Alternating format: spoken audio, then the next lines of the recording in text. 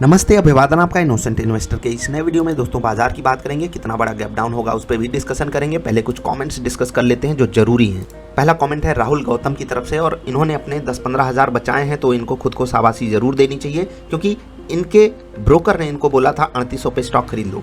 सारे लोग पीछे पड़ गए थे ना, जैसे मोहल्ले में लल्ला होता है तो पूरे गांव में हल्ला हो जाता है, पूरे मोहल्ले में हल्ला हो जाता है क्योंकि किसी को लल्ला हो जाता है। बस वही कहानी है कि बाईबैक आया नहीं, आईपीओ आया नहीं, हो हल्ला मचा दो, इन्वेस्टर्स को फंसा दो।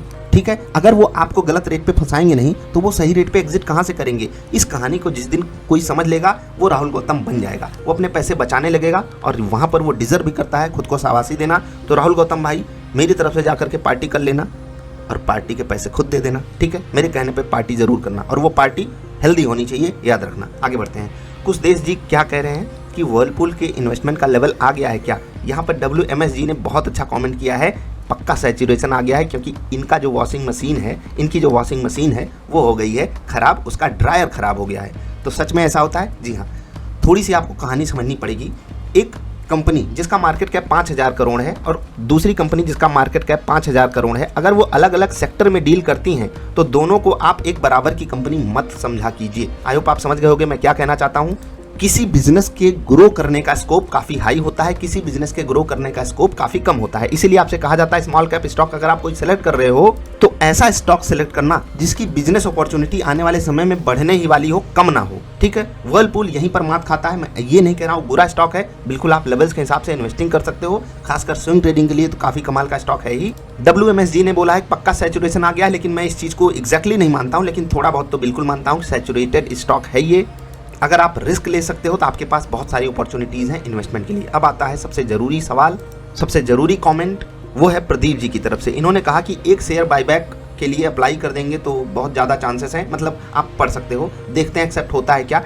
तो यहाँ पर जो कुछ देश जी ने बोला, क्या बोला कि एक शेयर पर क्या 100% एक्सेप्टेंस होता है, ये अगर इन्फ्लुएंसर क्लियर कर देते तो एटलीस्ट एक शेयर सब बाई कर सकते थे। मैं आपसे एक बात कहता हूँ, पहली बात, मैं कोई इन्फ्लुएंसर नहीं हूं तो ये मत कहा कीजिए, लेकिन मैं आपको क्लियर जरूर करूंगा। ठीक है, एक शेयर पे 100% एक्सेप्टेंस रेशियो बिल्कुल भी नहीं होने वाला है। मैं इसको ऐसे समझा देता हूं, थोड़ा सा इधर खींच देता हूं इसको, अब बताता हूं आपको। एक होता है इंटाइटलमेंट रेशियो, जिसको आप शॉर्ट फॉर्म में ER समझ सकते हो।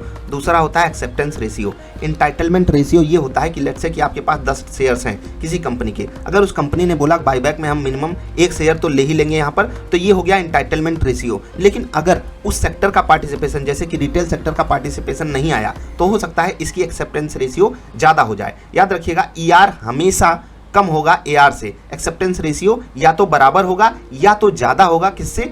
ER से। आई होप आप समझ गए होंगे। तो अभी जो TCS का इंटाइटलमेंट रेशियो है वो है 14%, यानी कि आपके पास कितने नंबर ऑफ शेयर्स होने चाहिए तो आपको एक शेयर मिल जाएगा बाईबैक के लिए एलिजिबिलिटी।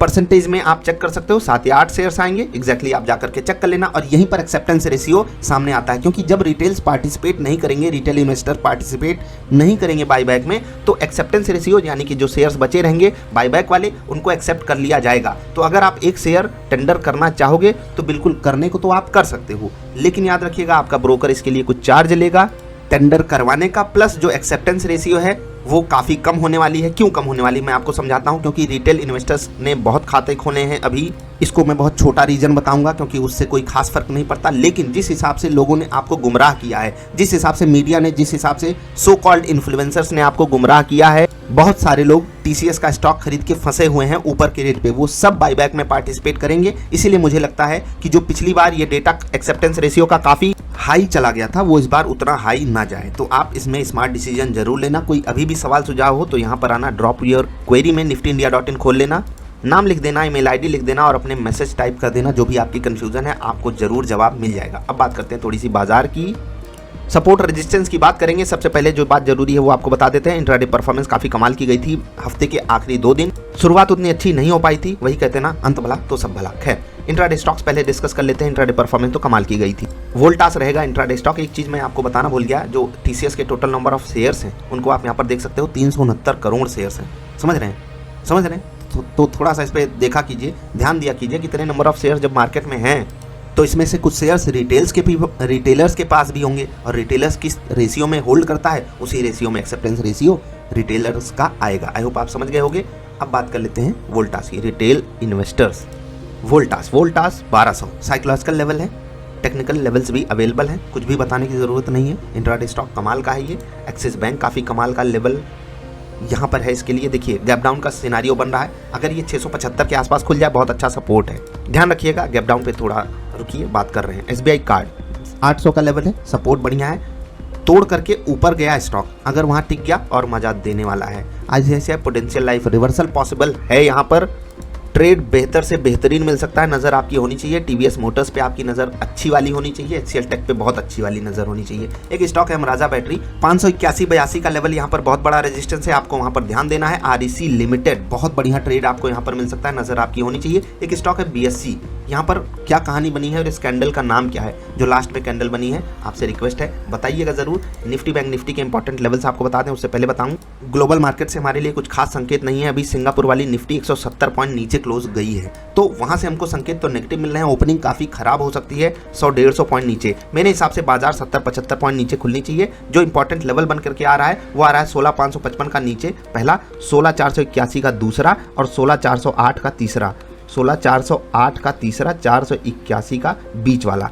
ऊपर जाती हुई बाजार में 16,666 ये लेवल बन के आ रहा है और इसको 66.5 आप मान सकते हो, लेकिन एग्जैक्टली मैं आपको लेवल देता हूं तो इसको इग्नोर कर दीजिए। अगला लेवल आ रहा है 712 का, 16,712 का लेवल रहेगा अगला। इसके बाद जो लेवल आएगा 774 और 835 का, 16,774 और 16,835।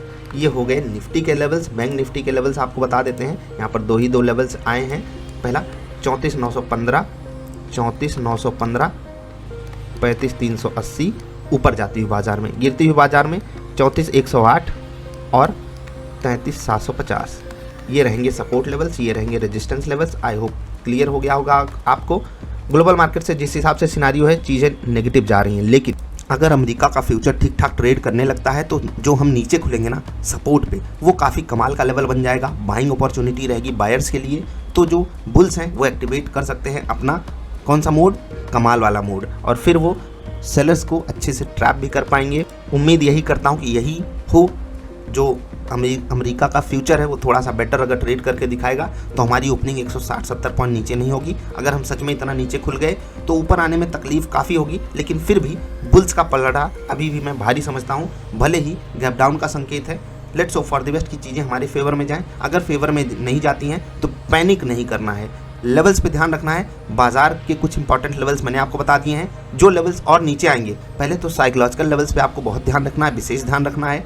अगर वो काम नहीं करते हैं तो आपको फिबोनाची पिवट पॉइंट भी मैंने अच्छे से समझाया है। आई होप वीकेंड पे आपने इन वीडियोज़ को रिपीट किया होगा, अगर भूल गए हो तो यहाँ से आप लेवल निकालना सीखो। काफ़ी कमाल की जो बात है वो वहाँ से निकल के आती है और वो आपकी ट्रेडिंग को एक एज देती है। तो उस एज के लिए आपको मेहनत तो करनी पड़ेगी, लंबी वीडियोस को देखना ही पड़ेगा। अभी के लिए इतना ही, जल्दी मिलेंगे। वीडियो पसंद आई तो लाइक कर देना, कोई सवाल सुझाव हो तो बताइएगा ज़रूर। जल्दी मिलेंगे, नमस्कार।